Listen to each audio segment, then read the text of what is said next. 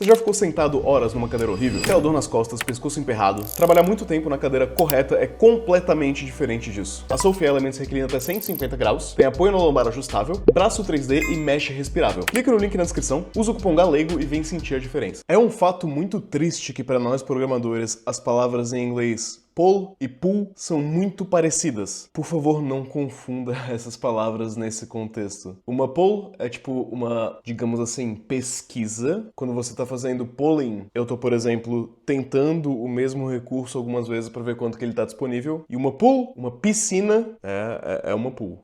É um grupo grande. Hoje a gente vai falar de connection pooling, um grupo grande de conexões. Uma pool de conexões. Perdão ser pedante pelo inglês, eu odeio fazer isso, mas é necessário caso a gente queira ser corretamente interpretado, corretamente compreendido. Bom, questão de hoje, super simples. Quando você tem um servidor, o seu servidor está necessariamente rodando código, se for para ele fazer alguma coisa, e ele provavelmente está se conectando com algum banco de dados. Essa conexão aqui com o banco de dados tem um detalhezinho. Porque pensa comigo o seguinte, se cada cliente que faz um request para você abre uma nova conexão com o banco de dados, certo? Se eu tiver 50 clientes, eu vou ter 50 conexões. Existe um limite físico aqui do quantas conexões a gente consegue manter. Então, existe uma estratégia aqui que vai existir um pool de conexões. Uma, digamos assim, uma piscina de 20 conexões entre o servidor e o banco de dados, e aquelas que estiverem disponíveis vão ser utilizadas. A solução que isso vem para resolver é a gente conseguir utilizar eficientemente os nossos recursos e aumentar a quantidade de clientes que eu consigo servir. Porque se eu preciso de uma conexão por cliente, o número máximo de clientes que eu vou conseguir servir é o número máximo de conexões que o banco de dados aceita. Assim,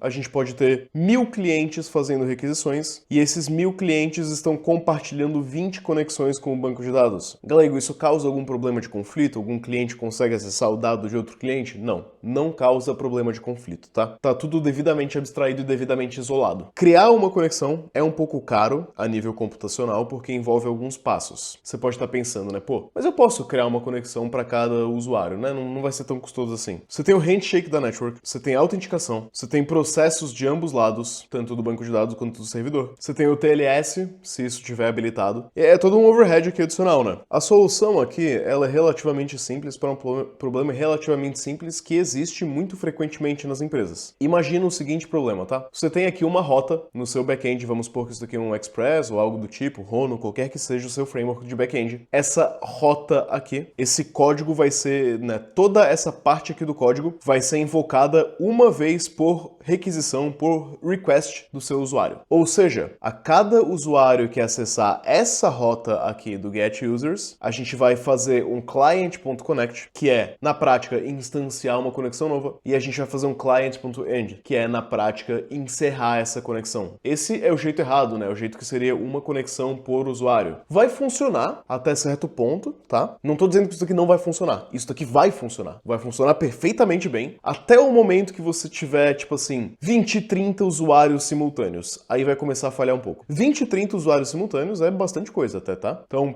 possivelmente, não é impossível que na empresa que você trabalha, em algumas partes da aplicação, isso daqui tá acontecendo e nunca existiu nenhum problema, tá? É perfeitamente possível. Agora, qual que é a maneira de você fazer isso de um jeito melhor? Usando uma pool? Uma pool. Na própria lib do PG. A própria lib do Postgres te fornece uma pool. E aí você consegue usar essa pool. Setar um número máximo de conexões, você consegue até combinar isso com o seu banco de dados, né? O seu banco provavelmente tem um número de conexões máximo que ele aceita. Ou então, supondo que um banco aceite 250 conexões, mas essa parte específica da aplicação eu quero que tenha apenas 10, entendeu? Para eu reservar outras partes para outras partes da aplicação, ou outros servidores, ou o que quer que seja, tá? Essa pool aqui, como ela está instanciada fora da rota, e claro, isso aqui é Node.js, né? Depende do seu contexto, depende da sua linguagem, você precisa entender como é que a sua linguagem lida com essas coisas, mas no Node.js, todo arquivo aqui, na prática, ele é um singleton, então essa pool aqui, essa pool, é iniciada e instanciada uma única vez, porque eu, como alguém que trabalha com Node.js, sei que esse arquivo é um singleton, tá? Você tem que saber isso na sua linguagem também. Essa rota aqui embaixo, ela pode ser chamada quantas vezes ela quiser, por quantos usuários ela quiser, porque como a pool não está sendo instanciada aqui dentro, não existe um problema. Essa pool está sendo reutilizada por diversos clientes que fazem diversos requests, tá bom? Essa é a solução dentro de um ambiente de servidor, você reutilizar uma pool. Existe um problema também que eu quero te chamar a atenção, que é o seguinte problema. Eu já vi isso algumas vezes e vai ser muito óbvio se você tiver esse problema, porque rapidamente vai estourar a sua aplicação, que é que cada request inicia, né, cria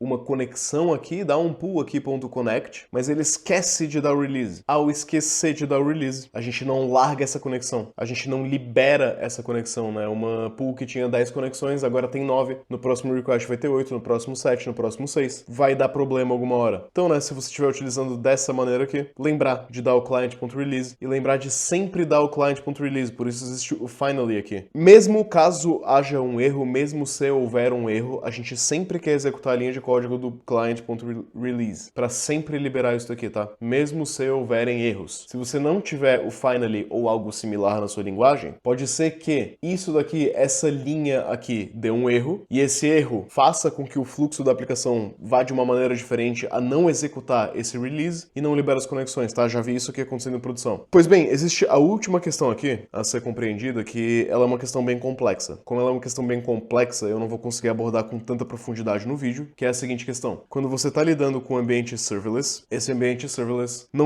eu não consigo criar uma pool necessariamente dentro do meu negócio, porque toda vez que uma requisição chegar, eu vou estar instanciando um novo lambda. Se 20 requests forem feitos, eu vou estar instanciando 20 lambdas. Qual que é o problema? Num servidor, eu consigo ter uma pool aqui, e essa pool aqui vai estar na memória compartilhada, tá? Ela vai estar na memória ali do meu programa. Lambdas não tem memória compartilhada por padrão. Cada lambda é autossuficiente, ele instancia quando a requisição chega, ele morre quando a requisição sai. Isso cria um problema. A gente não consegue, da maneira normal como as coisas são feitas, ter uma pool aqui, ter uma connection pool que vai lidar com isso daqui. Ou seja, para serverless você precisa de uma solução específica para serverless, e essa solução vai depender exatamente de como você está criando esse serverless, tá? Como eu falei de Lambda, a gente vai citar aqui uma das soluções da AWS. Uma das soluções da AWS é o RDS Proxy. Esse RDS Proxy serve como um proxy, né? Como se fosse um servidor intermediário que consegue manter estado, consegue manter dentro dele uma pool. Então, esse servidor intermediário tem uma pool com o nosso banco de dados e cada Lambda aí faz um request para o servidor intermediário, que é onde fica a pool. Se você estiver num ambiente serverless dentro da AWS, essa é uma das soluções mais utilizadas, tá? Ninguém te fala isso quando você vai migrar para serverless, mas, enfim, isso é a gambiarra que você precisa fazer. Agora, por exemplo, se você tiver uma plataforma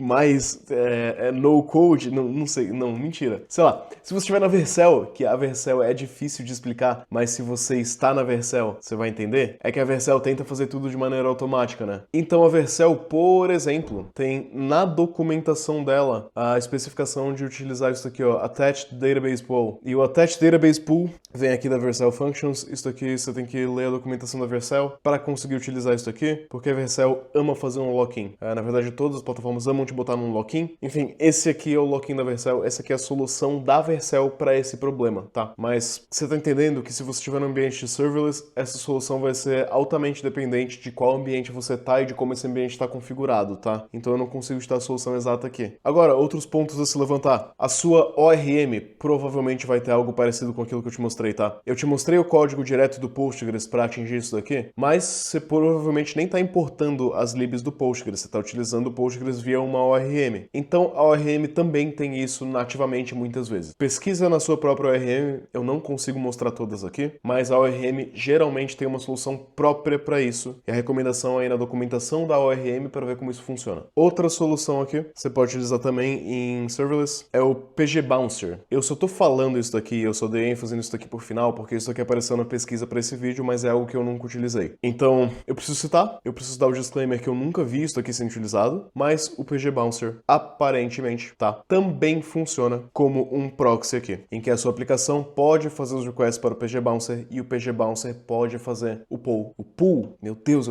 só porque eu falei as duas palavras, eu tô trocando elas o dia inteiro. Pull, a piscina de conexões com o banco de dados. Bom, citei por último e dei o disclaimer que eu nunca utilizei isso, tá? Então, uso com cautela. Tudo o resto eu já vi na prática de uma maneira ou de outra. Por hoje era isso. Lembre-se da palavra pull, piscina, pull, pesquisa, polling, né? Quando você tá fazendo polling, você tá fazendo muitos requests um atrás do outro para ver se o serviço está disponível. Então, pesquisa, você tá fazendo trabalho de um batedor, um cartógrafo, sei lá. A gente quer aqui, é isso aqui, a gente quer uma piscina de conexões. Piscina.